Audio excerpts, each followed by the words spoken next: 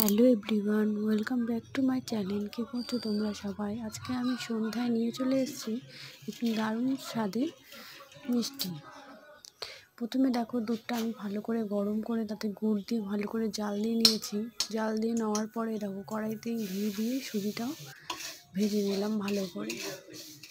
দেখতে থাকো, লাল লাল করে ভাজার পরে পোড়াবে না, একদম অল্প আঁচে লাল লাল করে ভেজে নেবে। ভেজে নেওয়ার পরে তারপর অল্প অল্প দুধ দিয়ে ভালো করে ওটাকে মিশিয়ে নিবে যাতে দলা দলা না থাকে। তারপর দেখো, আমি এলাচ গুঁড়ো দিয়ে ভালো করে মিশিয়ে নিলাম। তারপর 2 চামচ চিনি দিলাম, কারণ আমি দুধের মধ্যে গুড় দিয়ে জাল দিয়েছি, তার জন্য অল্প করেই চিনিটা দিলাম। তারপরে দেখো, এদিকে আমার সুজিটা মেখে ভালো করে বড়ার শেপে করা হয়ে গেছে। তারপরে ফ্রাইং প্যান বসিয়েতে ওখানে তেল দিয়ে গরম করে নেবে, একদম লো আছে। দেখো আমি কীভাবে বানাচ্ছি তোমাদের দেখালাম একটু, সবগুলো তো দেখানো সম্ভব নয়, সেই জন্য একটাই দেখালাম। দেখো তোমরা, এদিকে দেখো আমার তেলটাও গরম হয়ে গেছে, গ্যাসটা কমিয়ে রেখে বড়াগুলো ছেড়ে দেবে।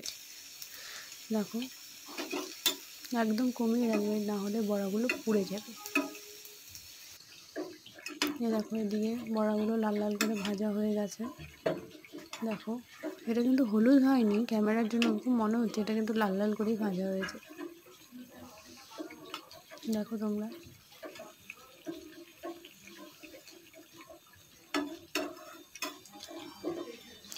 আর পাশ দিয়ে অনেক সাউন্ড আসতে পারে, কারণ পাশের রুমে মোবাইল দেখছে।